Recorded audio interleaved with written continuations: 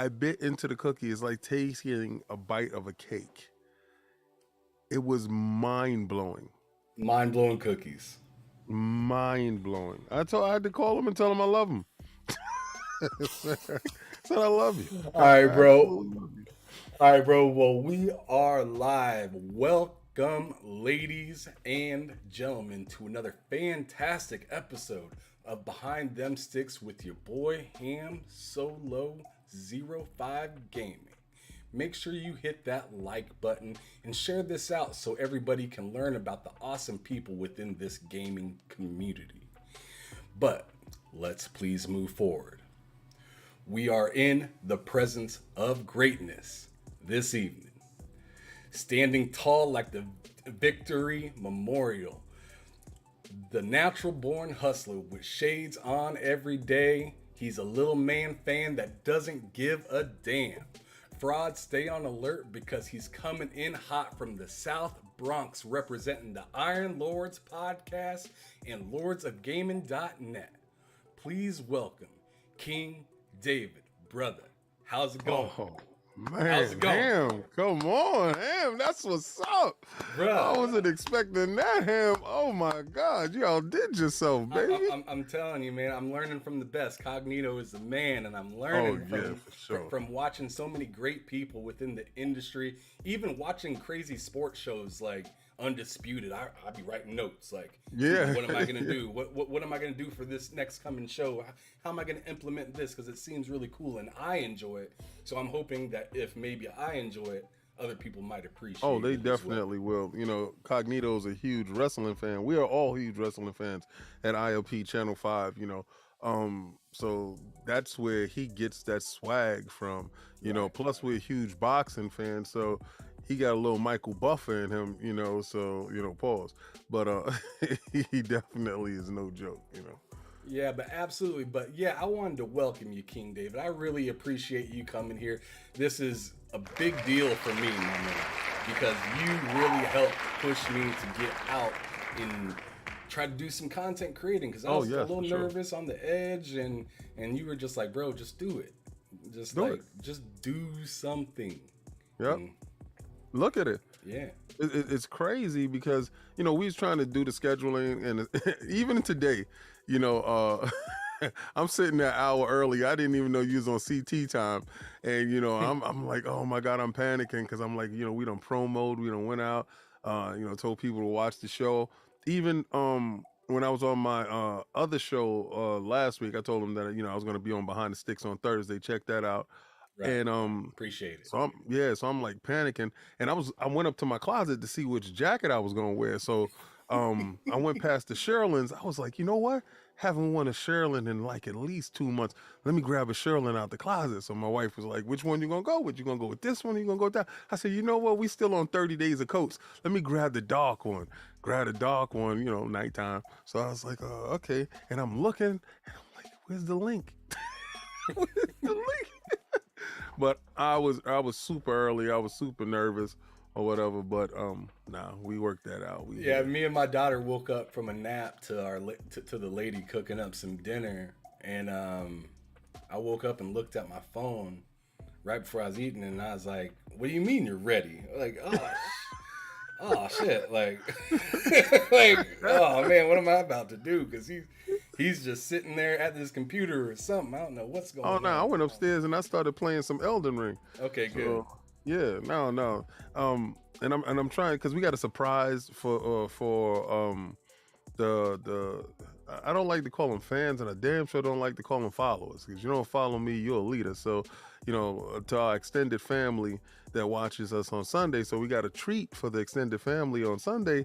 And I know you guys are gonna love it. De Niro showed out for this one, and y'all know that we go in a pack, so we got a huge treat on Sunday. And you know, I was just super amped about that whole aspect of it. So nah, man, I'm up and I'm ready. I'm ready to go, man. Hell Don't worry yeah. about That's what's up. Well, let's go ahead and kick off the episode, brother. What gaming and social media platforms can people find you on? I mean, obviously, Iron Lords podcast is kind of a big deal for you, but maybe some people don't know where you're at in other dimensions and whatnot. All right. Well, you know, it's Iron Lords podcast on everything. That's even on TikTok. TikTok. I Okay, blame, yeah, I okay. blame Addict for that. Um but yes, King David OTW on Twitter. Iron Lords podcast on Instagram. King David OTW on Xbox platforms, and on PlayStation platforms it's Xbox 360 Lover 01. Um I gotta recover my account because these dudes is not letting me into my account, man. And you know, ever since I switched from my PlayStation 4 to my PlayStation 5 was a huge hassle. But you know, I really didn't care because I was just playing, you know, Miles Morales, right? That's the only game that I really cared about at launch. Okay. And I was playing it, and then I wanted to go back and play, you know, Ghost of Tsushima and my Last of Us 2. Those are the only digital games that I got on the platform, and it just doesn't recognize my email. So I'm, you know, like I said, I thought I was having an email problem with you today.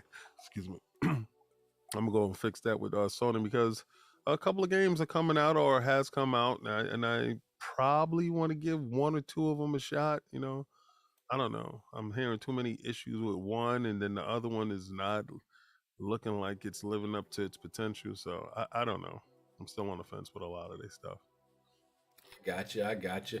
Well, I'm kind of wondering, what are you playing right now? You did say that you went upstairs and played Elden Ring. So I'm wondering if that is like the thing for you. Did you hop on the bandwagon for that, or were you a Souls Oh, guy from the start? okay, so kind of a Souls guy, but not the Souls guy. You know, that's Attic and these dudes. I've noticed, like, I look back at my backlog and I was like, wow, I've had a lot of Souls games. Like, I had Dark Souls on the PlayStation, um, and I had it on the Xbox when it came over, I think. Bloodborne and Sekiro. Okay. So, never finished Bloodborne. Never finished Sekiro. They're not even gonna sit in cap, right? But I saw Addict playing this game, and I wasn't gonna buy it. I was just like, From Software, I'm good, I'm done. I wasn't gonna buy it at all. That's where I'm at. And then I saw Addict playing it, and it didn't play like a regular Souls game because I like Dragon's Dogma, right? And it Okay. reminds me of Dragon's Dogma. And I just purchased that game over again for my son. And I was like, you know, let me give it a shot. So, you know, we're a gaming podcast. I went, got it. And I said, you know what, we're gonna do something really special with the group. So, you know, dudes like to watch me and Addict play. So we're gonna do something real special with that on the road to E3. But what I'm playing right now is Destiny, the Witch Queen. Which queen? Uh, yeah, the raid drops on Saturday, and I'm getting raid ready now. I just finished doing the Parasite Worm quest, and yesterday I did the quest for the exotic grenade launcher. It's multiple quests that's inside this DLC that they gave, and I think this DLC um, it's probably the best DLC that they ever put out. Uh, Wow, that's big but praise.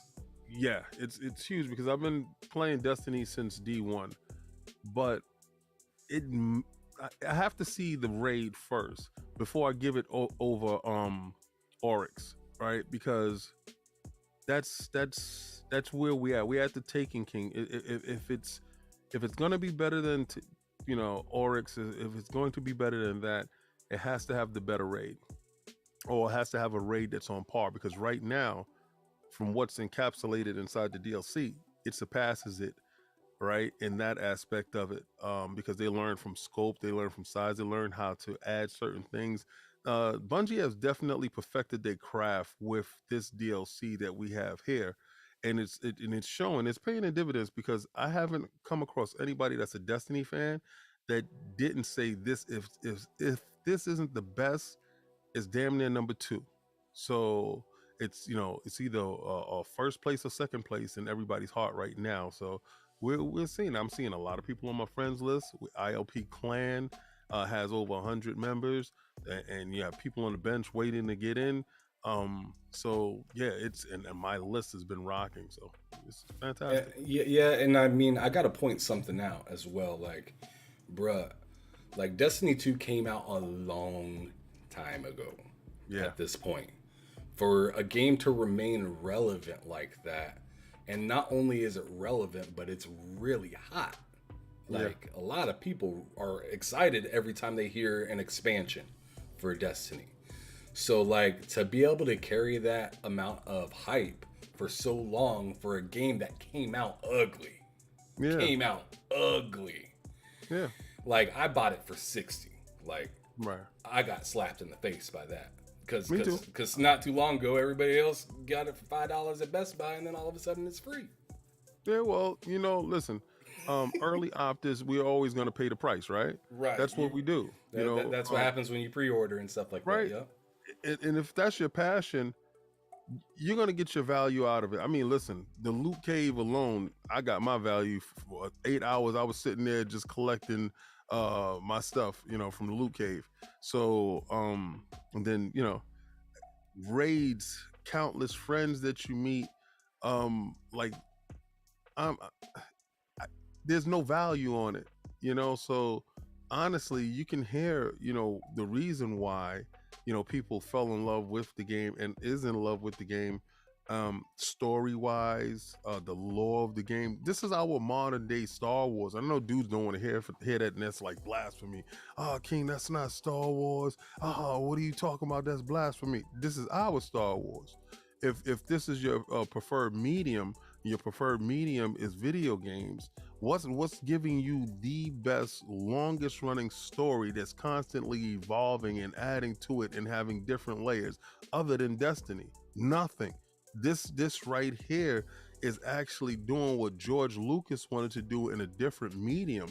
And if this medium can transcend, if this story can transcend onto something like series that's in Netflix, that's on some other channels, and turn into movies and spawn different types of merchandise from this angle right here, it can actually rival Star Wars at some point in time. I know the fandom, I know it's blasphemy, I know y'all gonna come for me, y'all gonna rip me a new one on Twitter, but I'm just telling you, just take a second out. This game is old as hell and is garnering respect from a DLC that they just launched, up against Horizon Forbidden West, up against Elden Ring and Gran Turismo 7, and this game is still in the conversation. You got to give it props, man. You got to give it hell of a props. Yeah, I mean, I don't want to sound like anything, but look at Halo right now and Yeah. look at Destiny. Halo just came out not that long ago, and it's pretty quiet. I have a lot of Halo friends that are saying they're waiting to pick it back up, that there's just nothing else to kind of do. But like, I feel like Halo will prevail, but like, I mean, they kind of came out in a way. I'm not going to say it's near as bad, but like Destiny 2 ish Well, esque. Like the, with some of the empty things that it missed that a lot of people were looking forward to. that's stuff they that they knew. First of all, they knew the game is in Game Pass, right? And no, Mm, that's no excuse, right? But the multiplayer is free to play across the world, right. across any medium that actually carries it. And the campaign was done in such a manner that they can drop different campaigns in and to add to it. What they haven't done is capitalize on the Lego aspect of the game. Now, what they should have did was they should have actually had a robust team that was behind it and dropping some form of small DLC compartments at least every 2 months into the game. And I'm talking about as far as known targets. You can have known targets that you can go hit that pop up randomly on the map. You can have different types of missions that pop up on the map, because remember, it's a mission based game system that they're using to go to different quadrants. So they're not utilizing that game in that aspect, and I think it's because they're trying to finish up Forge, trying to lock down this co-op stuff, and trying to get this package completely buttoned up, and then start to roll out the pathway for the future on the game. But you're talking about Bungie, who had all this time to perfect the cadence of Destiny, and they go through their lulls too.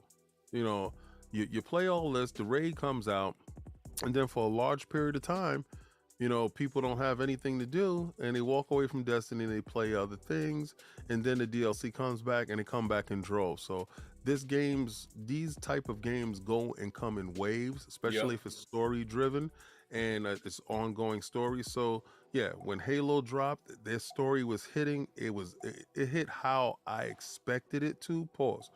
But right now it's Destiny time, so they're gonna be passing baton to each other back and forth for a long time. And I feel like that's also another thing, is because you don't want to jam pack too much stuff. Where I mean, look at Horizon Forbidden West right now. People are treating it like an afterthought.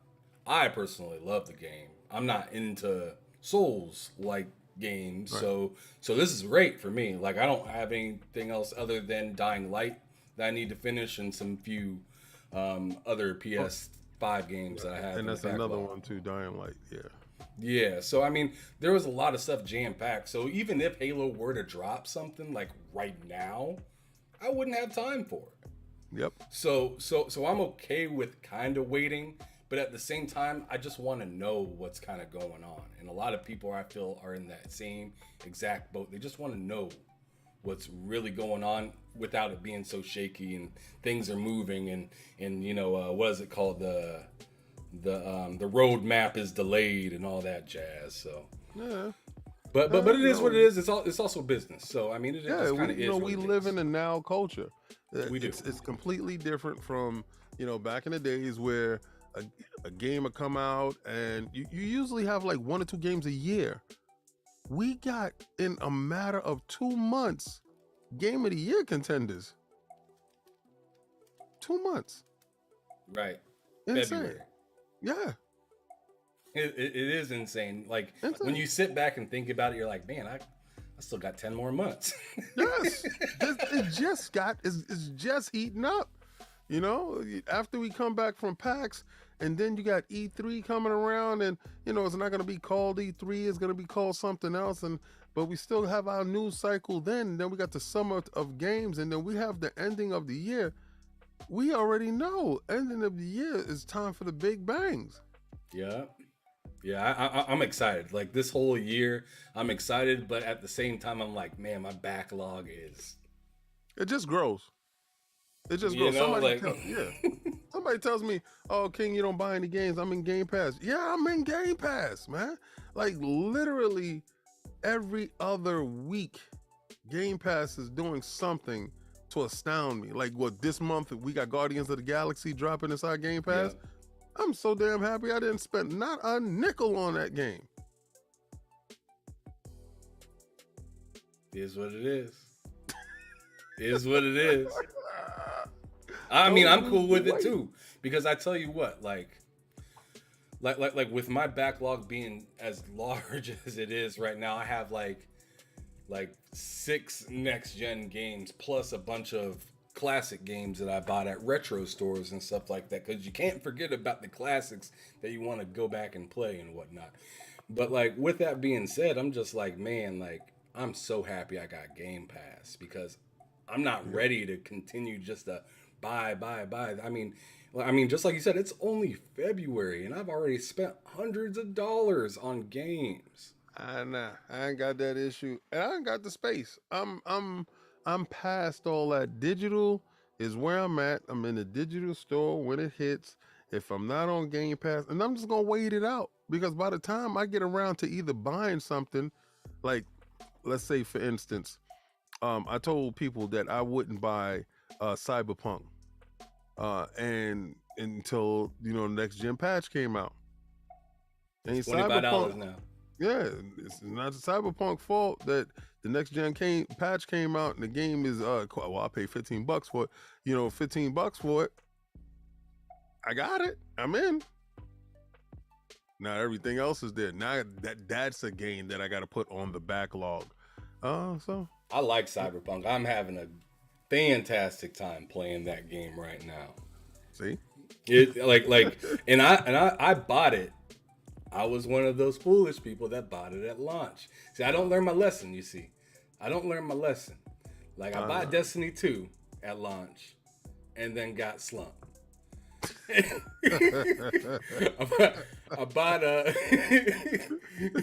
I bought Cyberpunk at launch because there was a $10 save, and it's like they seen it coming, so they dropped the price just a little bit just to get those last few people to buy in before they put the hammer down and let you know what they really got.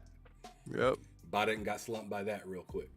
So and I'm sure there was a few other games, but now I'm just like the more that time goes on, the more I'm starting to kind of sit back and say, you know, Game Pass, I need to just take care of that $15 and stop tripping so quickly, because I mean, seeing these games drop prices so quickly, like Guardians of the Galaxy, for instance, it came out $60.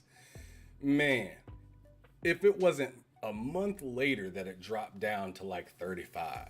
See, before Christmas and whatnot. What people have to realize now, the value proposition at Game Pass is paying for itself, right? So you go in, you pay the, what is it, 160, 170 for the year, Game Pass Ultimate.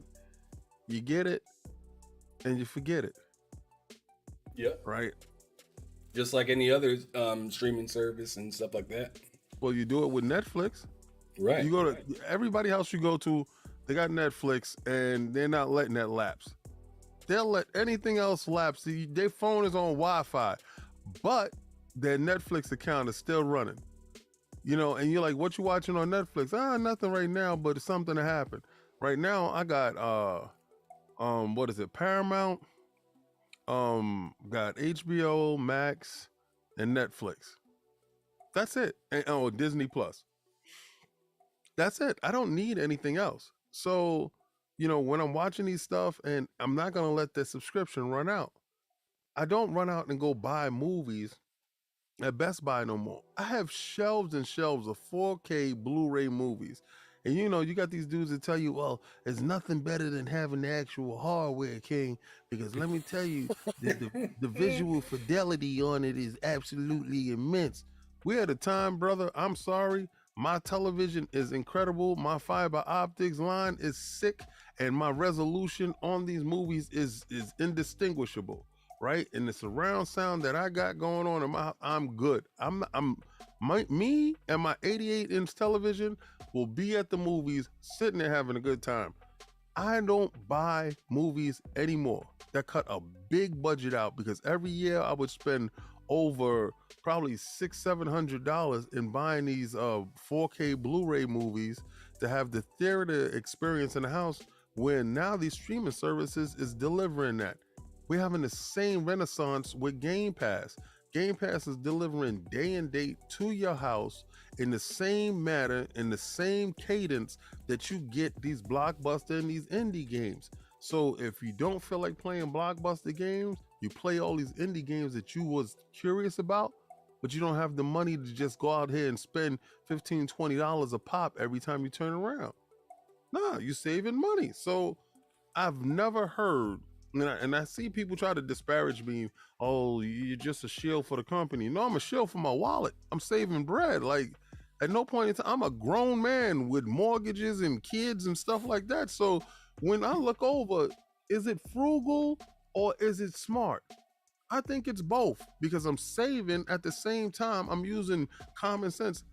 You know, my son uses his video game, his Microsoft Rewards to buy games. Yeah. If you're on top of that, you can get money off of that and just buy new games with that. And I know people that just flat out buy a game with just the Microsoft Rewards. It's come on, man. We're living in the greatest time of video games right now. Right now, from a fidelity standpoint, from an input standpoint, from a sound standpoint, we're at the best time right now. And the way that these companies is falling head over heels to get us these games, I just paid seven and some change for my son's Nintendo a monthly thing. I think it was like $50 or something like that. For the Nintendo thing. He's playing all these retro Nintendo games that I went out and brought full price as a kid, that he could just go in there and just have all the fun in the world on his Switch. This stuff is incredible right now. We're in a renaissance. I can't wait to see what what's it's called PlayStation's Spartacus, Hmm. whatever that turns out to be. And hopefully it's a It's got worthy to be competitor. It's got to be beneficial in some way or another. Like it's not gonna. Hopefully, It's not just gonna come out butt naked and be like, I don't know what I'm doing here. Like you they're gonna Xbox have some fans, sort of plan. will tell you, oh, it's gonna come out inferior, but It might. It might not come out and be as great, but it's gonna come out and be enticing in its own way, and that's what I'm looking forward to. right, Because I'm not asking for for vanilla from Dairy Queen and then going out somewhere else and getting the same damn vanilla. yeah. You know what I'm saying? I want two different flavors here. I feel you, but I want day and date. I I mean, mean, yes, that would be I nice. need them to put on their big boy shoes and and get day and date in there. I mean, it's not gonna be a make it or break it thing for me, but right now, PlayStation Plus and PlayStation Now is not appealing to me. But if they can do certain things to make it appealing to me, that I can turn on my PlayStation 5 because I was a day one opter. I had a couple of them, sold those and have my one, and it was the whole plan was to get 10 of them. I was going to sell all 10 of them and get an Escalade, but it didn't happen. It did not happen. Do you But think? Do you think? Before we move on, I just kind of want to ask: do you think that that Sony is going to do some sort of rewards kind of thing? Because you see it in Nintendo. Nintendo has their own yep. rewards program. Microsoft has their own rewards program, but Sony kind of, give me your $10. Well, I feel you, but I also say even Stop and Shop has their own, rewards program. Your local deli has their own rewards program. Your gas station has their own rewards program. Everybody wants you to have reoccurring dollar and patron their wares at their place. So of course, Sony is going to do something to keep you invested in their ecosystem. Um, I honestly believe that being how long and vast their catalog is, they can have something like if you play a couple of their retro games a month, that you can get bonus points off of purchasing some of their newer titles. So I mean that will keep the engagement level high. I honestly see a rewards program for them. Yeah, definitely, That'd be for sure. fantastic. I mean, people are already ready to give up their whole pocket Yeah, to Sony. So, like, if they put a rewards program in, they're gonna really tie them up. you know how they can crush Game Pass day and date, because now you're going.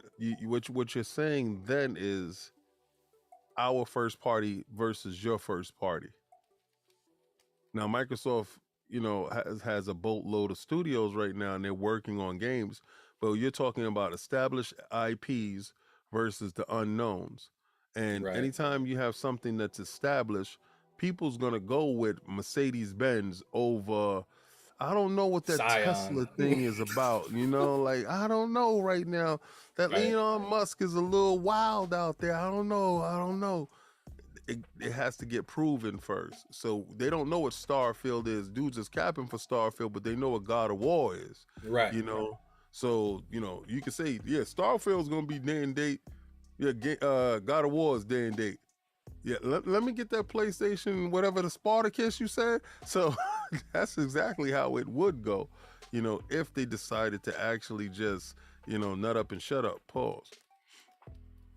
All right. Well, I just had one last thing to get off. It ain't my chest I'm getting it off of, actually. It's Davin the Moon. Davin on the Moon. He says, King David, what's your thoughts on xCloud? Oh man, shout out to the great Bill Stillwell. I saw X Cloud, and Mr. Boomstick was with me with Delilah HD. Delilah HD was holding my phone to get the footage. We was there in the infancies at E3, and I got a chance to play X Cloud, and it blew my mind because I didn't perceive any latency. So, but what people was trying to say that it was a controlled environment. That dude was in San Francisco. The server was in San Francisco, so far away from the actual site.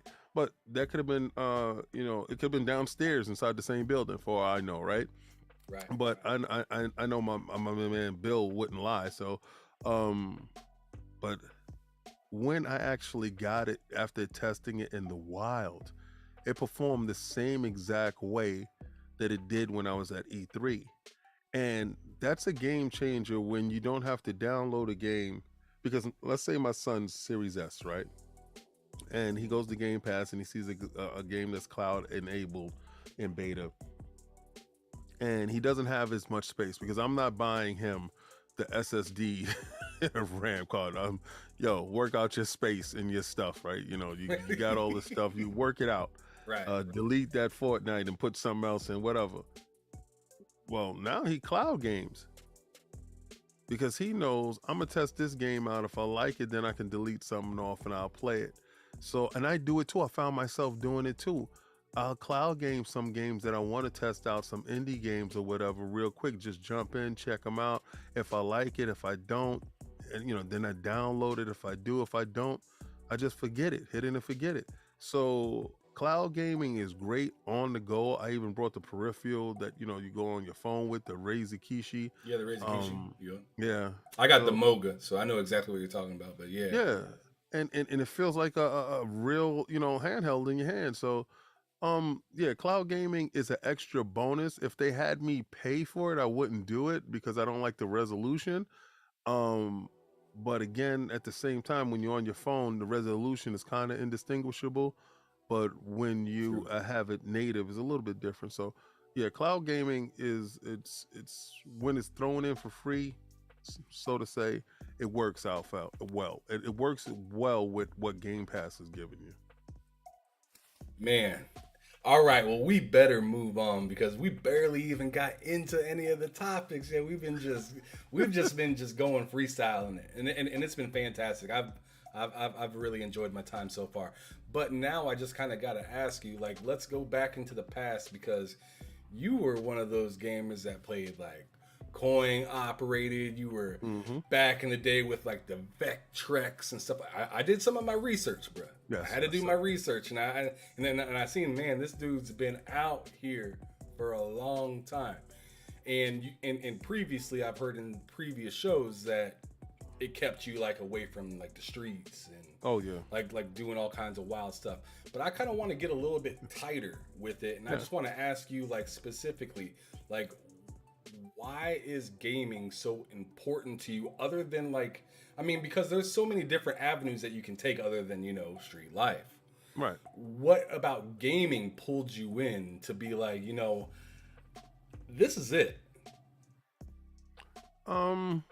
See, it's always the lore of the streets where we're from. Like, urban black youth in New York City, the options are very, very narrow. All right, so every day you're playing a game of Frogger, basically trying to get across the street without getting hit by something. And where I grew up, especially where I grew up, really the options is really more narrow than you think. Because a lot of my friends is either dead and in jail, and then I've noticed on Facebook a lot of us that did make it, I'm seeing them posting their birthdays and they're looking fantastic and stuff like that, and they actually shown to be productive people in society. That's a handful. There were thousands of us, right? So everybody gravitated towards something to keep their mind and their hearts busy. My first love is comic books. So I would read my comic books. I would go to the comic book store. I used to work at comic book stores, and and it started there. So in the fourth grade, I had a college reading level because of comic books, because I needed to know what they were saying, what they were talking about, what was going on. Like, I needed to know these words. So I would sit down with the dictionary and I will go over this stuff and I would just find it out, sound it out, work it out, read, read, read. And that's all I would do, stay reading. And then we had went to the coin op and I saw Pong. Me and my Yep. cousin, competitive. Pong, pong, pong, pong, pong, pong, pong. Great, great, great. Got to the house. My other cousin had it, and it was on ColecoVision. Oh no, no, it was actually the Pong system, Mhm. and we was playing it, and we stayed up all night playing this thing. You would go to the TV, put it on RF, channel 3, and you know move it around until you got it the signal to pop good, and then Yep. we played it, and then that was it. It started that way. And then it was either Time Pilot or Galaga. Or no, Time Pilot or Centipede that got the fever going. And then you just started. See, I grew up in a heavy coin op time where that was the social aspect of it. You have a different clique that will go inside the arcade room, and you had it was a mix of thugs on the outside, real cool kids on the inside, and if you can put up your high score, that was a sense of a small sense of accomplishment. You can see how these guys right now on social media, if they get a lot of likes or get a lot of follows on something like that, well, this is exactly what that was in a small encapsulated thing. The euphoria of putting your name in the number one spot and people knowing who you are when you come in and you're hitting a pinball machine or you're playing a tabletop Pac-Man or something like that. It actually changed. Your name is known now. Oh, that's the Donkey Kong dude right there. Oh, that's the Congo Bongo man. So it you started to get a swagger with it. Oh, when you pulled up and you played Street Fighter with somebody and you put your quarter up, dude was like, oh, okay, let's see what he got. So it was That was the original multiplayer. that's how it started. That's how the competitive nature inside you started. Were you going to be meek? Were you going to back down, or were you going to stand up to the challenge? And honestly, I honestly believe it was that level of competitiveness, as far as trying to beat somebody's score at first and put your name in the number one spot, to beating the person that was next to you in their face right there in a clear-cut match of mano y mano, one-on-one. Size didn't matter. I don't care if you a little kid or old man, you was gonna get this work. And your name rang bells. Like, so the competitive juices get flowing in the arcade room, and that's how you made your bones. That's how you made your name, and dudes would talk about you over here like, yo, is a dude over there at 161st Street that's playing Virtual Fighters, and he has a weird Aki, like, and you're like, what? Let me get over there. Let me go see that dude. You go over there, you wait for him to show up. That's him. That's the dude I told you about. And you throw your quarter up. Let's go, my man. And friendships was made there. Dudes get into fist fights, I was scuffles. gonna say friendships were lost too. I saw a dude get stabbed off a Street Fighter. So stop. That's not funny, teasing but me, bro. I'm sorry. So it's that competitive nature. That's what draws me to it, because inside of me, I'm just like a hugely competitive person. So that's what did it. So the competitiveness of gaming is what really like allured you to it, because Yeah. it was kind of like things got messy sometimes, yes, like you said, but for the most part, that's where you settled your score instead of like doing it in other ways, forms, or inappropriate manners. You guys were just able to square off in a video Well, game it and then wasn't like sign your name on it. Yeah, it wasn't like you had beef in the street. It was like, I'll meet you in the street fighter. Now that that's not how it happened. You got beef in the street, it happened in the street. But Right. if you happen to go in the arcade room and old boy was, nice and street fighter or whatever, you know, work was gonna get work. But Well, you you know, would there's rather, always somebody looking for somebody. I mean, yeah, just like a pool shark. He walks in the room and he's just looking for that person to tear apart. yeah. Mortal Kombat, learning little fatalities. I will never forget the moment I walked in. We was on 42nd Street, and we got up to uh the one next to David Letterman show. Um, we went up to that arcade room, and they had Mortal Kombat there. I've never seen a crowd like that around.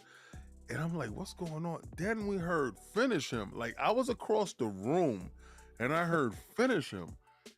And I looked and I compared through and I saw him rip his spine out. I said, yo, did he just rip his spine out? And I had to make my way across the arcade because I think I was going there for a racing car game or something. I don't know, but Mortal Kombat changed exactly how I looked at games at that time. And I'm trying to figure out how the hell he knows how to do that. Like, how does he know how to do that move? And it was boggling my mind. I was like, I think they was putting plants in each arcade and they'll fight you and then they'll do a finisher to spread the word. And I mean, because to this day, I don't know how because it wasn't on wasn't on the side of the machine. It didn't come with no pamphlet. How the hell did he know how to do this? And Right? then words started going around and words started going, and then different finishers started popping up. And then I saw Game Fan. I was like, maybe it's a nail, Game Pro, EGM. So yeah. Those moments in time changes how you view games. So the competitive nature of video games is why I keep coming back. That's why I chose this medium because I'm highly competitive, and this is exactly what pushes me forward. That competitive part. Okay. Now I'm just kind of wondering what transpired to make you want to, all right, I love video games. Now I'm going to create content. I know you and Lord Cognito met a long time ago. Was he the person, or were you the person, or who was the person to be like, you know what? Let's make a group and let's really get into this and go in all different types of directions with it. Because look at you guys now. You guys have content in all different directions now, but it had to start somewhere. Who was like the person to light the fire? Okay. So first, Channel 5 is we have always been like this. Every Saturday we are the same people. It's a lot of us. All right. So we'll be all at Cog's house and all talking crap, playing video games, and the jokes and stuff and everything is there. The camaraderie is there. The friendship is there. We spanned over doing many different things throughout the years, and through life, you separate and you go do life. Life happens. You get a girlfriend, you get kids. You go to school. You go do this. You get a job. You go life. Life happens. So everybody had life happening, and then Xbox Live. But we always play games. Always play games. Xbox Live happens, so a lot of times you don't have to get over to somebody's house now because you got Xbox Live. So you're sitting playing in your boxing shorts and you're playing. Attic is the impetus for my cousin doing a podcast. So Iron Lord's podcast was really different in the beginning. It was like really a Destiny podcast, and he was doing it with SWAT, I believe, and Zero, him, Attic, I believe. And the chemistry wasn't exactly how the chemistry was supposed to be. Like me and my cousin is like Batman and Robin, like uh Kid and Play. It's kind of crazy. And when we add Sovereign to the mix, Sov is a character within itself. And that chemistry plays off of that because me and Sav have a different chemistry, and Sav and Cog has a different chemistry. I met Attic separately on Xbox Live, and me and Attic have a friendship before I even knew he knew my cousin. Before I even knew it, that was when he was called Room to Kill, and me and him had a whole different bond there. So we go on to Iron Lords, and it just felt like, Channel 5 Saturdays all over again. And I don't care to create content, to be honest with you. That's not something that I sat there and said, oh, I care about that. Like, I'm not one of those dudes that care about the numbers. I don't care about the numbers. I don't care about none of that stuff. What I care about is each and every last person that's on that podcast. That's what I care about. So that's why I don't miss. That's why I'm on time. That's why I'm professional. That's why I don't curse. I curse off of this microphone. I'm a bloody sailor, right? And if anybody knows, they jump in my parties at the N-word here and there and cursing there and there. But it's a level of professionalism because we take pride in the fact that you can watch the podcast with your family in the room at all times, at any level, from infant to old person. And everybody will get the joke on every level. So we take pride in that part. We take pride in being the number one downtime podcast in the Westchester, Mount Vernon area. We take pride in those things. So it's really not about the numbers. It's the fact that we stick together as a team and we care for each other as a group. So, when we became an LLC, all this stuff is organic. It's not something that, we said, let's go make content. If we did, we'd have been making content from back in the days, which would have been it would have been probably like Jackass, to be honest with you. Something crazy like that. And Cog and I are aficionados of combat sports. So that's anytime you see me do combat sports, that's derivative of that. You see these statues.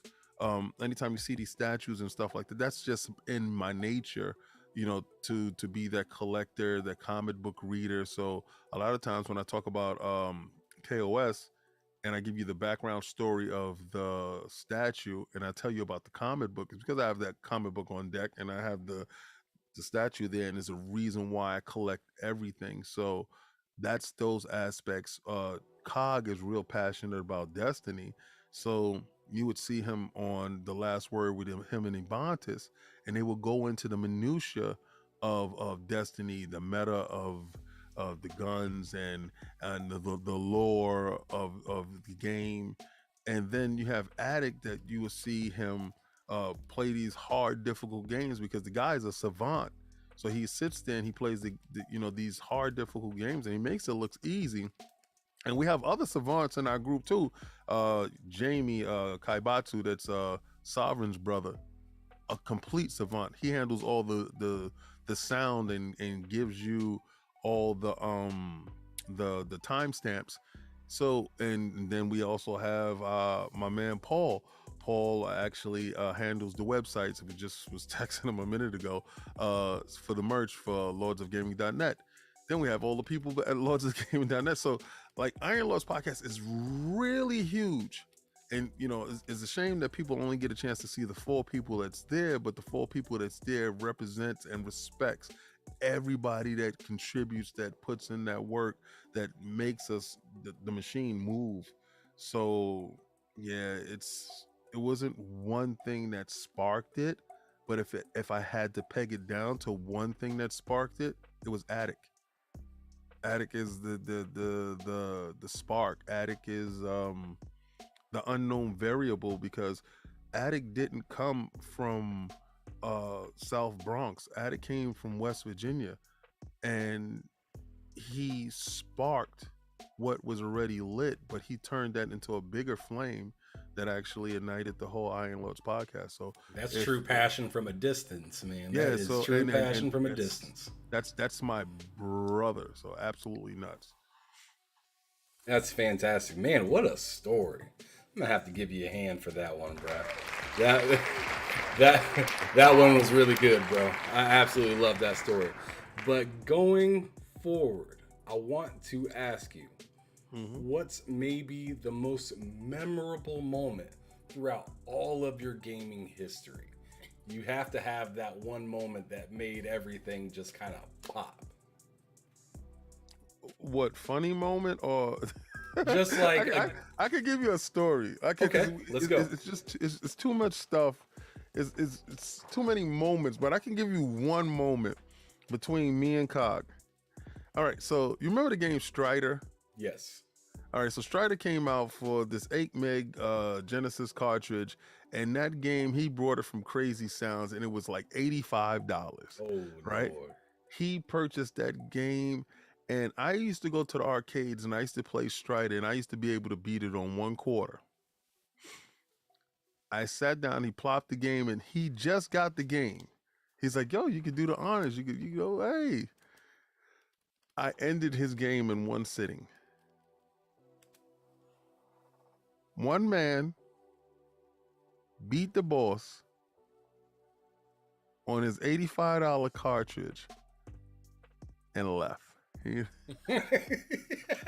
and left. Usually he walks me halfway home. He was like, "Get out of my house. Get out of my house." You tossed All right. that game like a Scott Hall toothpick. You were just done with it. It's like, right? So I have Neo Geo at the time, and those cartridges cost $250. So every month I'll pick up a cartridge, right? Every month I'll go pick up a new cartridge, $250. Oof. Fatal Fury came out. That cartridge cost me $289. Lord. I could not get downtown Brooklyn Garden. Oh my God, fast enough. Got there, told them I'm coming, hold my cartridge for me. Picked the cartridge up, told Cog, I got it, I'm going, I'll meet you at the house. Comes to my house, I put the cartridge in. I couldn't beat this one boss. He gets there. He beats my $289 cartridge right there using the same cheese with Andy Bogart's elbow and said, "There, how does that feel? I'm walking home. You don't need to have to walk." And left. He paid it forward.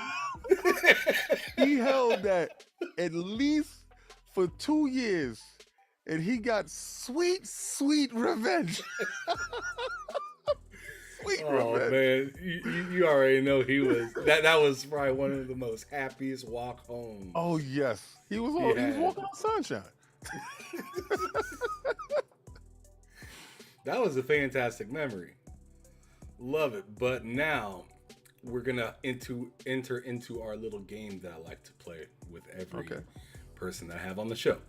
So without overthinking, I'm gonna name the console, and I want you to name the first game that comes to mind, whether it's first party, third party, whatever.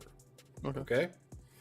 So since I know you have quite a bag full of consoles, I'm gonna make this a little wild.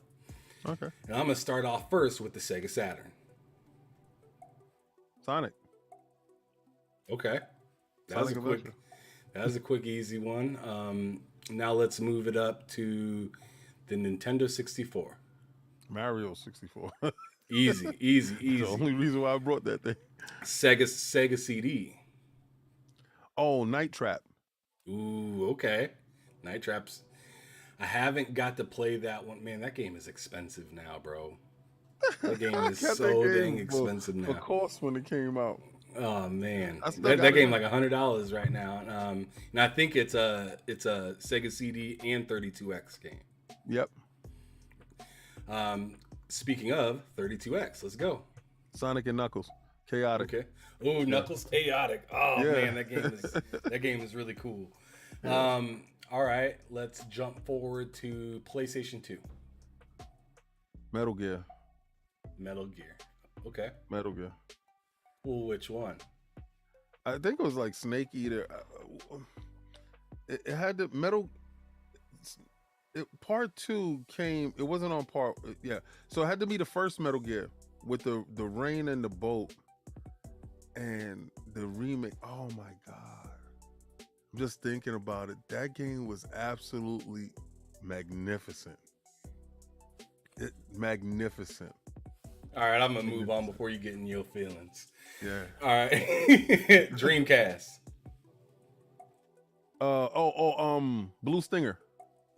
Oh, I've never heard of that one. Tell me about it a little bit.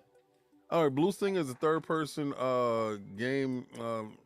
You had a rocket launcher and it was a cheesy game. It was I forgot who made Blue Stinger, but it was a launch title. Blue Stinger. It's a third person, like over the shoulder Sony type of game, like action adventure type of game. Yo, all right. All right. Now moving forward, we're going to go with the PlayStation 3. Gran Turismo. Gran Turismo. Yeah. Okay, I'm guessing you're talking about which one? It was like Gran 4? Turismo 2 or 4, something like that. It'd Whichever. be 4 for the PlayStation 3 because Gran Turismo 3 A spec. Was it 4 for? Because I think actually the PlayStation 2 had 2 different Gran Turismos on there. So it was. I think it had 3 and 4. It was. Then it had to be 4, but that was the better looking ones because the cars didn't move, like the textures didn't move on the cars. That's what I was so happy about. Okay. And the replays was ridiculous. All right. Now let's go way back to the Jaguar. Oh, Aliens versus Predator, man! Come on. I would have yelled out Cybermorph because that was funny as hell. Where did you learn how to fly? Oh my god. He is going beyond my time. All right. So we're going to do a couple more and then we're going to move on. Original Xbox. I know what you're going to say. Halo. Go ahead and say it. Yeah. Halo. Turning on that light when I walk in the hallway. Halo. All right. Xbox 360. Wow. Damn. Xbox. I will have to say Xbox Live. I wouldn't even say a game. You wouldn't even say a game? Well, wouldn't- Xbox Live was on the original Xbox though, bro. Not like that. Not True. like that. No, like, it was. I mean, they were giving out headsets. Yeah, With the not console. like that. Like it. That's when they hit the stride. That's. I mean, because you can say Madden. See, because it's so much that goes into that. That's when they hit their stride. That's when Xbox Live hit their stride on the 360. Hey, that's when PlayStation noticed there's something wrong right now. Yeah, yeah, because it's too much in that space. I will have to say Xbox Live because Xbox Live was the catalyst for what was to come. Xbox Live. I gotta say Xbox Live. Okay. I remember buying Xbox Live card. That was just a crazy flash, like Xbox Live. Yeah. All right. Now I'm gonna go to the SNES. Castlevania. Oop, that was quick. And then let's finish it off with 2 different ones. And I'm gonna do this the same way I did to Miles Dampierre. I want you to name games that haven't came out yet. So the first games that you think of that have not came out yet that you're excited about for the Series S and X and the PS5. Starfield. And for the PlayStation 5. Something that's only for the PlayStation 5. I'm so sick and tired of they back compatible stuff like the cross-gen stuff. Anything that's coming out just made completely just for them. I know people can say, Ratchet and Clank was made just for them, but that still was like an older game, just with a gimmick. And I can't say God of War Ragnarok because it's on PlayStation. You know what? Wolverine. Ooh, okay. Let's I know it's go. so far in the future that it can't. It gotta only be on PlayStation 5. I'd hope so. Yeah, I'd kind of hope so in that sense. please, All right. God. But moving on, I got to ask you a quick question that Mr. Too Opinionated was kind of curious about. He said, ask them where they learned from Tick. What did we learn from Tick? Yeah. I don't know. You have to ask Cog that. What I learned from I don't know. You have to ask Cog that. Like, if you ever heard anything that I said, it was Iron Lords podcast in association with Tick. So, it's a lot of politics that goes into things. But Cal was definitely a good dude. He helped the platform. And that's as much as I'll say about that, I guess. Okay. But We'll see us back on another episode of Behind Them Six with Cog.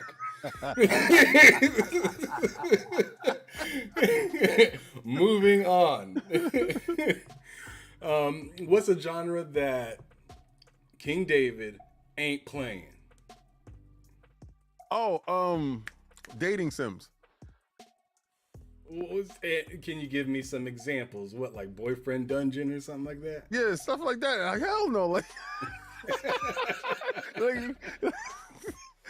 because I noticed that that's a real big thing in the Eastern Asian market. Like, that's a real big market. So, like, but you won't catch me playing those. Just like, nah, I'm good.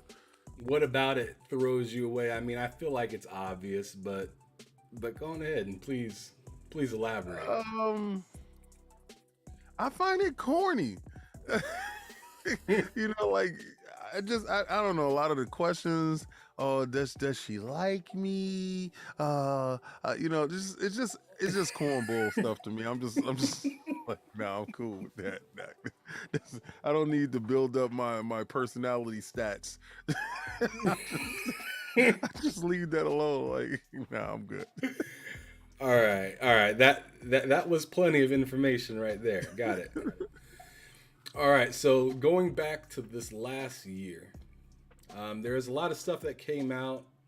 Some people called it a big year. Some people called it like a big year for mediocre games. Yeah. But just kind of whatever you want to look at it. I want to know what your top 3 that you had from last year were. Like, what were your like critically acclaimed games? Halo, Forza,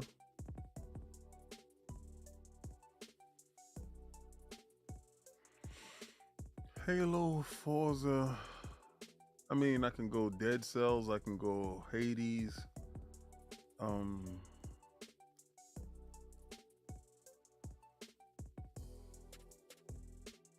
Halo, Forza. Because I can't say Return because I didn't play it.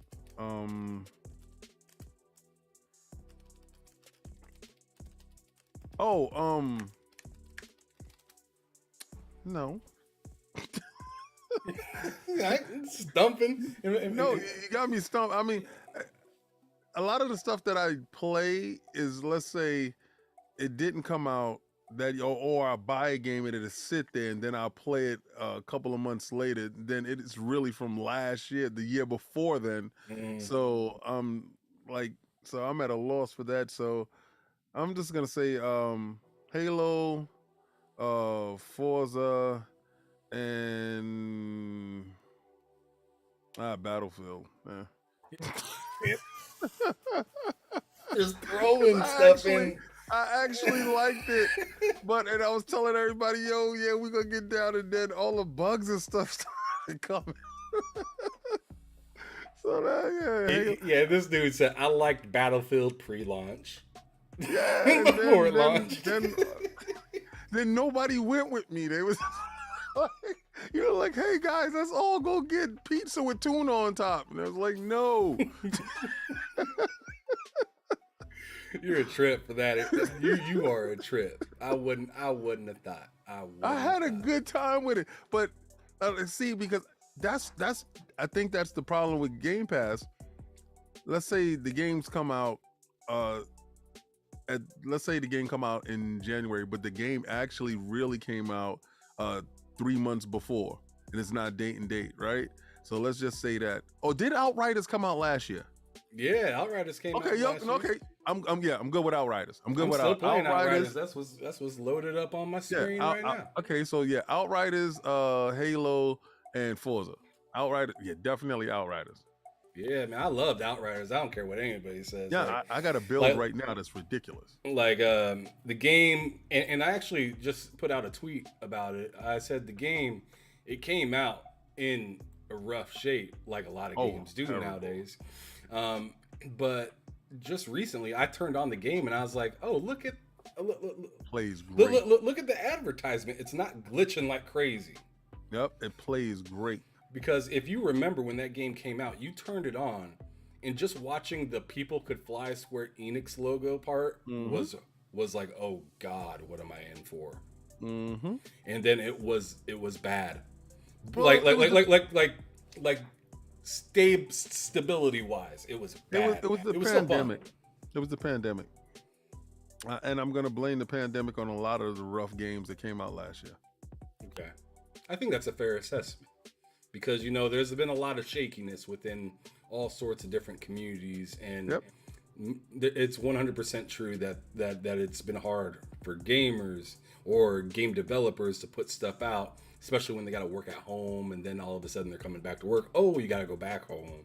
Stuff like that. So it's wild out there. So give them their credit. But at the same time, I feel like we need to hold some of these publishers up against the wall sometimes and be like, boardroom, is the boardroom, everybody got bills. So, nowadays, the thoughts of Miyamoto, a bad game is a bad game, forever. That's why you can delay a game to fix it, so. But nowadays, the boardroom doesn't care about that. The boardroom doesn't care about you shipping a game perfect from beginning to end, because like I'm playing Elden Ring right now, man, and I'm gonna tell you right now, that game is far from the smoothest looking and smoothest playing game, and I'm playing it on prioritizing the frame rate. I'm playing in the frame rate mode, and I'm not gonna lie, it's like you say, oh man, you could have cut back a couple of things, or you could have optimized the engine a little bit better. And I'm feeling that these current gen consoles, because these are not next gen, these are current gen consoles right now, are not being utilized to the fullest. And that has everything to do with the fact that the pandemic has impacted every game across every genre, across all developers at some point. So we're feeling the sting of it, but the games get optimized and get fixed, and hopefully some of these companies just don't take the money and run, and they just sit there and they actually go back and fix it. Shout out to Cyberpunk for and CD Projekt Red for sitting there and fixing all the bugs and all the problems that people did have to give a complete game at some point in time and actually get it to current gen status. So I'm hoping that Elden Ring will keep continuing getting optimized, because it does not play as smooth as Bloodborne. It doesn't play as smooth as Sekiro, so it has to get to that point. And I haven't played Demon Souls, and I saw Demon Souls video. That was a smooth playing game, so there's no reason why this game can't achieve those same goals. So, every game is affected. So, yeah, I'm going to blame all of last year on the pandemic. Okay. All right, I got you. So, with that being said, those are the coolest games that you thought of for last year. Right. I want to move into this year and say from now, not what happened in February, Elden Ring, all this jazz, yada yada. What are you most excited for the rest of this year? Like, what's that game that you can't wait to see? Breath of the Wild 2. Breath of the Wild 2. Breath of the Wild 2 will make me stop doing anything and make me pick up my Switch again. Fair enough. Yes. Because I'm right there with you. I haven't really picked up my Switch in a minute. My Switch is sitting right there. After Skyward Sword, it got put right back down. That's it. It's It's that sitting little right red there. dot you can see right above my head. That That's Switch, it. it's just sitting on the top of the shelf. It ain't doing nothing. Nothing at all. But hopefully, yeah. I mean, Breath of the Wild 2 would be absolutely fire. So you have a long list of games that you've played throughout your time in gaming. I want Right. you to go back to the past, go way back, or I mean, really go as far back as you'd like, and pick 2 games that you would like to bring back to a triple A, quadruple A, crazy quality. Like give it to me. What 2 games do you want to go back and pick up and see those games flourish? Dracula X from the PC Engine. Um I think that game put in the Devil May Cry Capcom hands. I I Like how think deep that you're going with game that? would be absolutely bonkers. Well, I love how Capcom takes their remakes right now, how they did their Resident Evils and actually reimagine them. So yeah, I will give that Konami game to them, the Dracula X. Oh hell yeah, oh definitely. Um, let me see. Go back. Ninja Scrolls. Ninja Scrolls. Ninja Scrolls from Turbo Graphics. Um yeah, I would like Who's making that? Ninja Theory. Ooh. Ninja Theory. I would like Ninja Theory to make that game. I think that game will break hearts. Also, if I can get Splatterhouse done from the makers of not what's that game right now that Microsoft got the company, I think it's Tojo to um and they make a horror game. Oh my god. You talking about the game that hasn't came out yet, or No. They already made those. Microsoft didn't make those games. They made those 2 horror games. But they're in the same vein of Silent Hill. The name is right there on the tip of my tongue. But I would like to have them make that Splatterhouse game. I'm gonna get that game. Oh my god, I'm blanking out right now because this is the time I'm asleep. But definitely, I would have. I want a remake of Splatterhouse. I want that game, a remake of you Splatterhouse. saying Tango Gameworks? Yes, Slow mo. Tango. Yes. Thank you, Slow mo. Thank you, slow mo. Thank you. You saved me. When I said Microsoft got him, he understood. That's the only Japanese company. It is. Yep. We got this. That's still over there. Yeah. Okay. Yeah, man. That's some interest. That's probably the most diverse 2 games. I mean, you went back and picked out a third game too. No, well, I'm a Turbo Graphics boy. Like, so when everybody was fighting over Super Nintendo and Nintendo versus Sega, I'm a Turbo dude. I'm a Turbo Graphics. Keith Courage, and all that stuff. Bonk's Adventure. I'm that guy. I was the weirdo. I was the one that wanted to get the obscure stuff and Motorola X and Dungeon Explorer, get the Turbo Tap, and I was that dude. I was the sound that the Turbo Graphics made, the PC Engine made, the Super Graphics made, Ghouls and Goals. Those games are just really ridiculous. And at that time, we were playing shooter games. It was no better shooters than on the Turbo Graphics machine. So like Air Zonk, those games and what was it, Gates of Thunder. Those games are solidified as the greatest shooters that we have ever got our hands on. So, nah, I'm a shooter dude, and TurboGrafx was definitely like legendary acts and stuff like that. People need to go back and get their TurboGrafx on. Stop playing around. Man, I'm loving making this show right now because I'm learning so much about games I've never heard of, or like things that were additions to consoles back in the day that I wouldn't have thought that was like really there. I mean, my first system was a Sega Genesis. Like Oh, that that's was what's up. my first system. Um, I mean, I played some older things. I played an Atari before, but that was never my familiar games. You know what I'm saying? My Yeah. familiar stuff was like Road Rash 2, and a Oh lot of no, sports games back in the day. And then, mine was Pitfall Harry with the one button in the oh, in the bruh. joystick, playing Pac-Man when it was going bang bang bang bang bang bang bang, like stuff like that. I went from Atari 2600 to Atari 5200 to Atari 7800.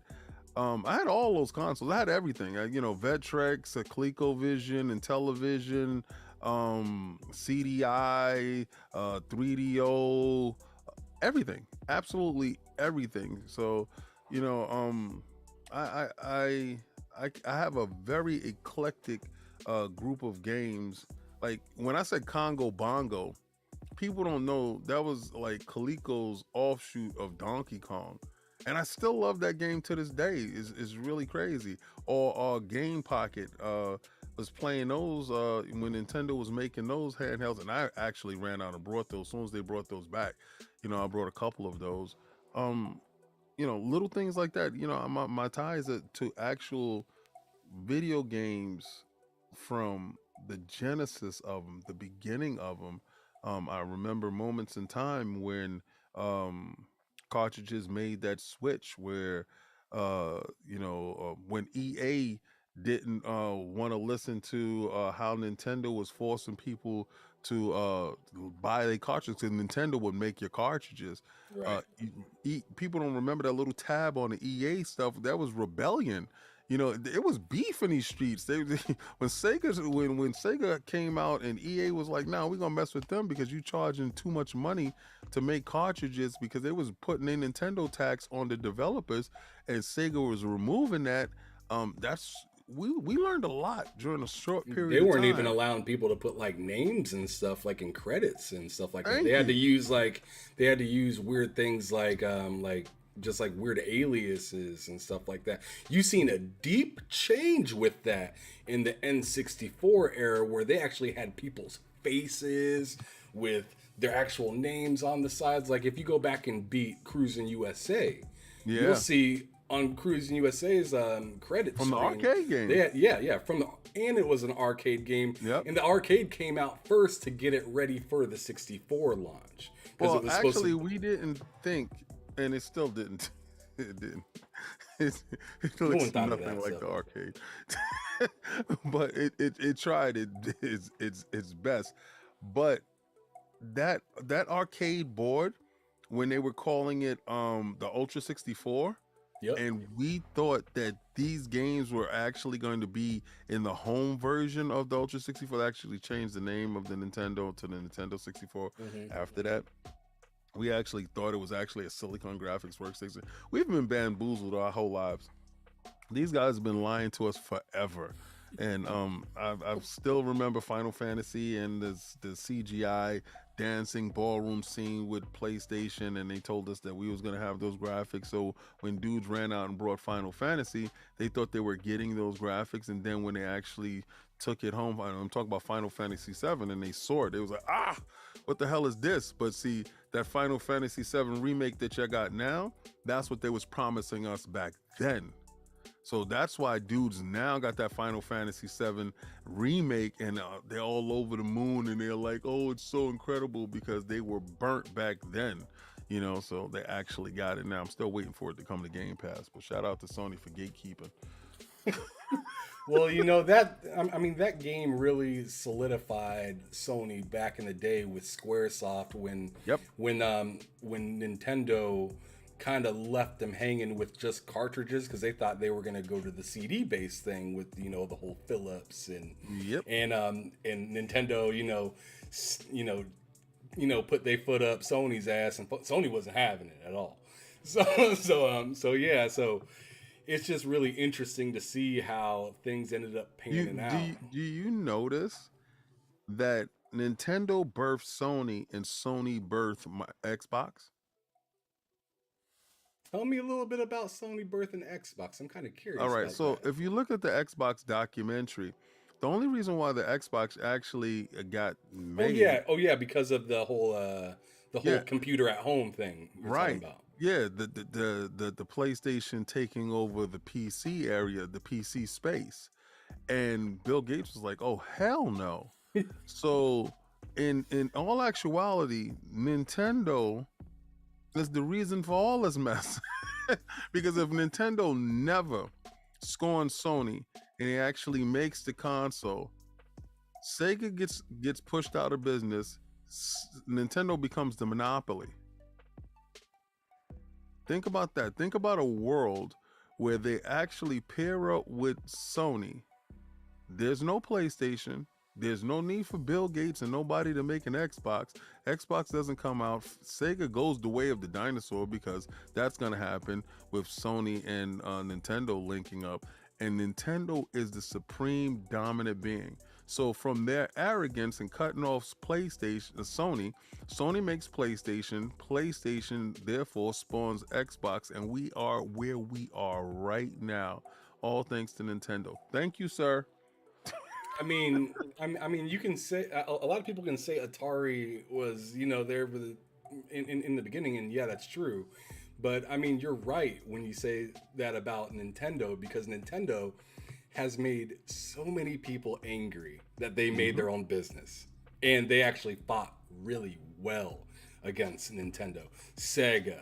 I mean, you got all these randomness like Panasonic and all these other guys, but like big names, Sega, Sony, PlayStation, and now Xbox. Xbox, came from PlayStation being mad, Hmm. but PlayStation, came from them getting mad at Nintendo.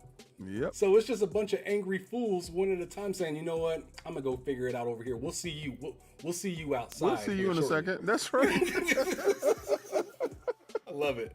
I love it. Incredible stuff. All right. Well, we're getting down to it. We got a few more questions left. But let's see. Oh, yeah. So, out of all the studios in the world, what's your favorite one and what game best represents that? Capcom Street Fighter. Mm, slapped it real quick. Capcom.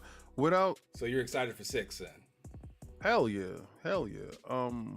But without see, Street Fighter reignited the arcades. It was winding down. They reignited the cartridges. That Street Fighter cartridge, when that came to the house, that sparked a whole different thing. I mean, games was popping, yeah, but Street Fighter turned it into a whole different thing.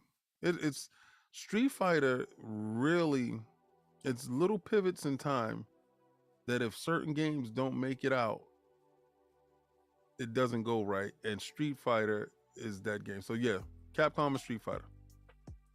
Okay. That was a really quick answer. You nailed that one. All right. So, this is kind of a salty question for some, but I'm gonna go ahead and ask you it anyways. What about gaming in general frustrates you? People worrying about consoles pockets. I see people on Twitter talking about Sony sold 20 million. How many of those million did you buy? Like, really? I mean, I can attest to purchasing, what is it, 5 Xbox Series consoles. Oh, I got one upstairs. 6 Xbox Series consoles and 5 PlayStation 5 consoles. So yeah, I contributed to absolutely nothing really in whole grand scheme of things. But you have people that don't even have a console talking about, oh, PlayStation sold X amount and Xbox sold X. I really don't care what they sell. Actually, I really don't care. I don't care about those numbers. The only number I care about is that one game that I purchased as mine. The only thing that I care about is my one subscription, because at the end of the day, it's only me. There's no help there. There's nobody supporting your habit. This is a habit. All right, so we do this out of recreation. This is not nothing that is mandatory, that is essential for living. This has absolutely nothing to do with anything. This is entertainment and only entertainment purposes only. But these guys are out here capping for somebody else's wallet that they are patron of. They are actually happy to say, here's my money. Here, guys. So, at no point in time, no, do you out here run around talking about numbers. I don't care about numbers. And, somebody might say, oh, King, you only talking about that. You only saying that because Microsoft is not in the lead. I have a PlayStation upstairs, so I can cap on PlayStation numbers if I choose. And I got a Switch upstairs. I could do that. Or I could talk about my PC right here. I don't care. But what I do care about is good games that I can play with my friends. So For a if good I price. cap about, yeah, if I cap about a certain console, it's just because I'm just playing on it the most. But no, Got that's it. it. Simple answer. Simple answer for a wild question. But going the opposite direction with it, what would be a dream come true Phil within gaming? Dominus Maximus Aurelius Spencer on Oh Iron Lords Lord. podcast. Oh Lord. He went all the way in. Yeah, I mean, well, anytime I go to California, anytime I go to E3, I talk to him. So it's just having them in a setting where we have the conversation in front of everybody else. That's about it. So people can actually see that person. See, because a lot of people think he's capped. That's capped. That's not really. You just no on God. Like what you see is what you get. Honestly, to be for real with you, right? And I guess they haven't had people ask him the questions that they want to ask him, or they feel that a lot of times the questions already are pre-canned and he already knows what's coming. You send me a bunch of questions. I did not look Yep. at not one of those questions, not one. Why? Because you're not going to get anything organic from it, right? So what I do is I give you the exact organic, because if you get a chance to see the questions, you read the questions, you're going to play around in your head, you're going to come up with this answer. Well, I think that no, I'm going to give you the real. So I guess when they see him on Iron Lords podcast, they're going to see the real Phil Dominus Maximus Aurelius Spencer. I'm really, and I like that you mentioned that I sent questions out there, and a lot of other episodes mentioned the same thing. I do that because of the position that I'm in right now. Yeah. I want to be clear with who I'm having on the show. This is not a trap.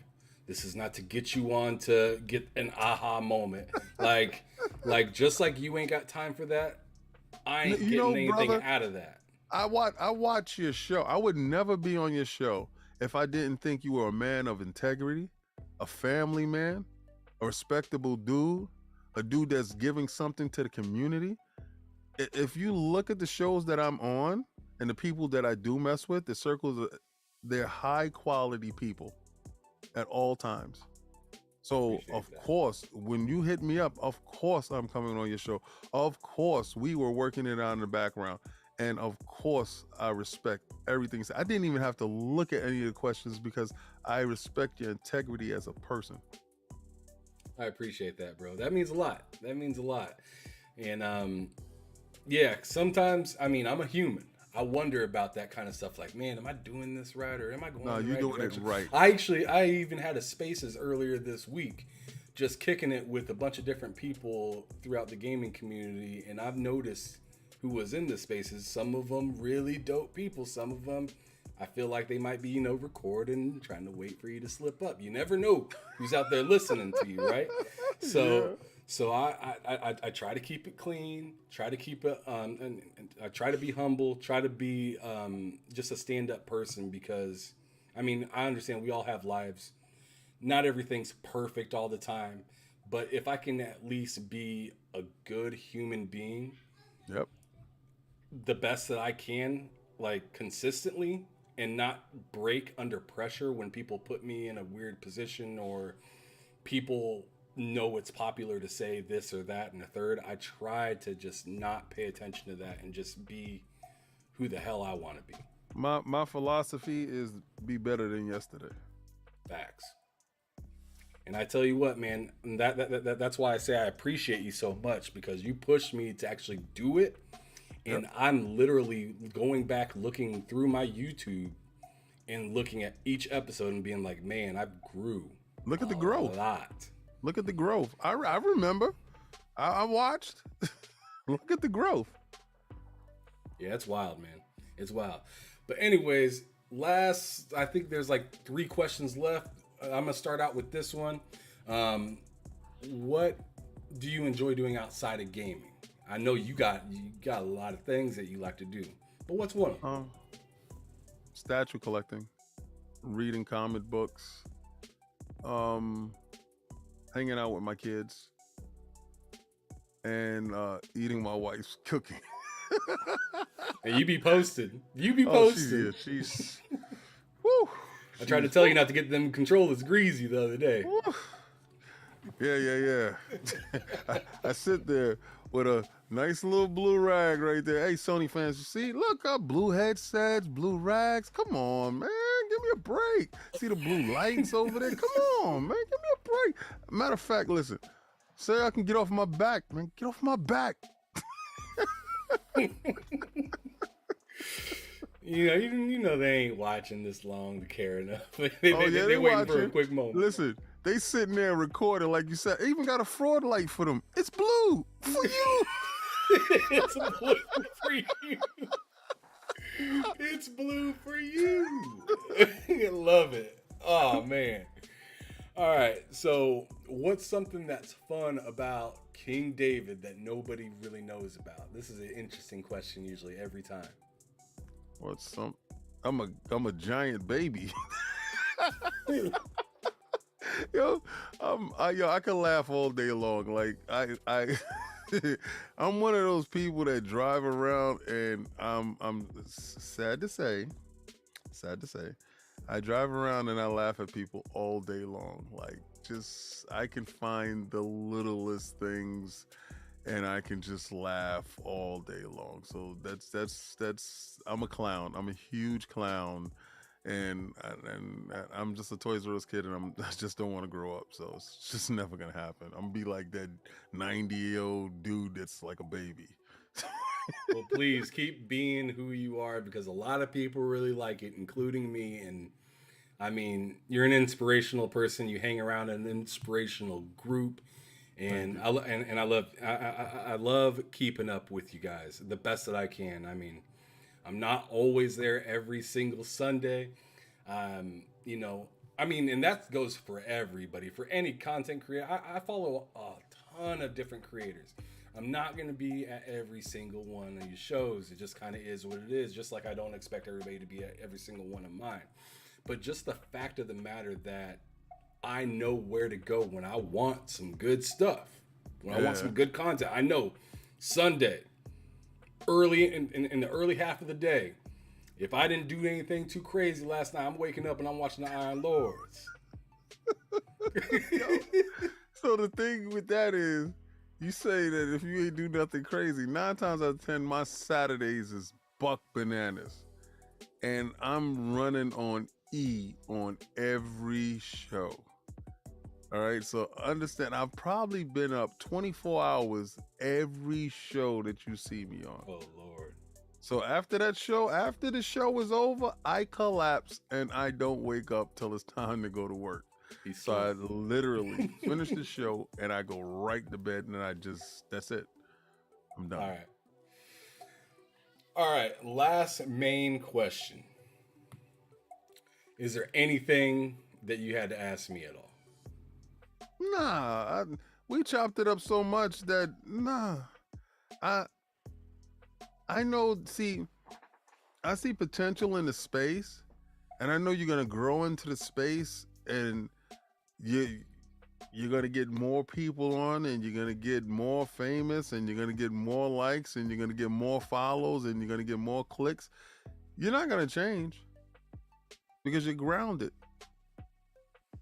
Oh That's it. man, I mean, it's just too easy to be myself, to be honest. Yeah. Like it is. It's too hard to put on a face for somebody else's entertainment. Like No, it's it not doesn't working. entertain me when I do that. So like I've known not to You know do what? my I best do got not a to do question. that. I do got a question for you. What's up? What's You cracking? said Sega Genesis was your first console, right? Yes, sir. What was your first console that you purchased with your money?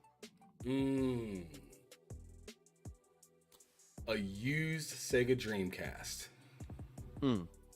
Used Sega Dreamcast. Cause well, like, do you want to even call it my own money? I mean, I saved up for some of it, but I returned a lot of games that my parents had No. purchased me. The okay, so So you're talking about like my first, like, your I first went to the paycheck, your store. first bread, your first money, your first slide out your pocket, your first walk into the store and say, "That's what I'm talking about, lady. Put that in the bag. That's going home with daddy." Okay, Which that's the what was Xbox it? 360 that There I we like go. first like pulled out my wallet and I was like, man, that's like half my check. That's like, what I'm talking about right there. like That's that. what I'm talking about. Yeah, Yes. that was it right there. Like, I mean, I was having like moms help me out, and then I ended up, mowing lawns and stuff like that. And then, Yeah. I put together money and was able to get GameCube, and then turn all of my stuff in and get, Right. an Xbox and all that stuff. But if you're talking about something where I had to sweat to get Yeah, myself, your hard it earned. was 100% the 360. And let me tell you, it stemmed because I got the original Xbox back when I was trading in stuff and whatnot. Right. And I just absolutely loved that I was able to listen to music and play video games at the same time. That was Yep. a game changer because I was completely PlayStation before Xbox came out. I mean, really, I was completely PlayStation. I still messed with the GameCube, Dreamcast, and I was a Sega guy from the very start. But I like morphed into PlayStation because my family didn't even allow me to even see the light of day of the Sega Saturn. They were just like, nah, we're moving to the PlayStation. We're done with that. So got into PlayStation, and then absolutely was astonished when I went over to my buddy's house because he was talking all that mess about Halo this, Halo that. It's a great game. It's cool. And I'm like, it's a first person shooter. That's cool. Whatever. But when bro sat me down to play Conflict Desert Storm, he sat me down to play Conflict Desert Storm. And not that long before that, Tupac Better Days album came out. Right? And y'all was playing it in the background while you was playing the game. Yeah, let me tell you about walking through Baghdad hearing "Still Ballin' Till the Day I Die." Yeah, like Yo, that I'm gonna was tell you, wild. listening to the Wu-Tang album while I'm playing games. That feature, they need to bring it back. Yes, They need to bring that feature back.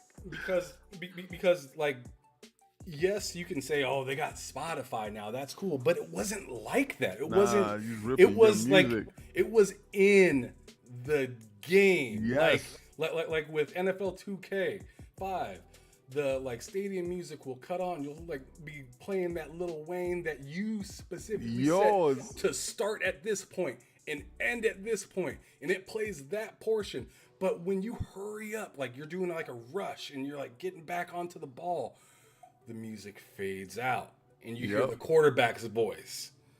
And then the play gets over, and like let's say it's an And the interception, music pick come six, back. and the music comes right back on. It was so good. They don't understand little things like that fundamentally change your opinion of them very quickly, and you voted with your dollar because you was like, oh no, I gotta have that when I go home Mm-hmm. because my PlayStation ain't doing that. Right. As a matter of fact, the PlayStation didn't even do the full replays. They just did No, screenshots. that's It's just it. a screenshot. But the Xbox did the whole play. The whole ESPN event. It was score, score, score, and then it'd be Hard like drive, Ravens versus the hard Colts, drive, and then it'd show you. Yeah, that hard drive was nasty, hard drive man. changed everything. Bruh. Great times, great times. But anyways, let's move on. I know you got to get to bed. The last thing I want you to do for me before I close out the show is I want you to describe gaming in just 3 words for me, brother. Powerful, connecting, and passion. Powerful, connecting, and passion. I like it. Because those are 3 things that I think about when I think about gaming. Absolutely. So, love it. I appreciate you, King David, for taking your time out of your day, coming on to the show, showing the love and support and passion that you always do.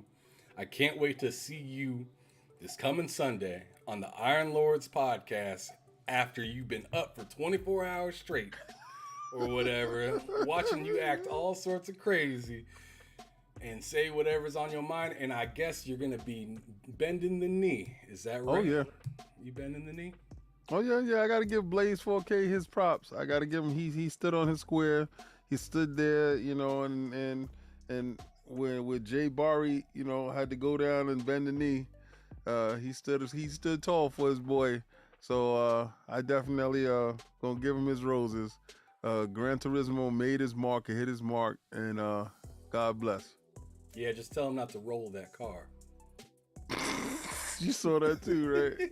Man, Yeah. that was like a legit headache, like waiting to happen. Like if you do that multiple times in a race, I could see yourself just being like, bruh, I can't play this right. It's certain aspects of the game that But you ain't supposed to do that, so it's all right, I guess. I'm gonna be talking about some stuff on Sunday. All right. We saved a lot of that Gran Turismo talk today. We didn't really get into it like we had thought, but it's all right. It's all right. Save that conversation for Sunday on the Iron Lords podcast. I'll be there to watch you, brother. But thanks everybody that came out to check it out. Make sure you like and subscribe for your boy. I really would appreciate that. And share this out so more fantastic people within the community can learn about how good the gaming community actually really is. But I appreciate y'all's time. Y'all have a wonderful night. Be safe, be easy. See you later. Peace.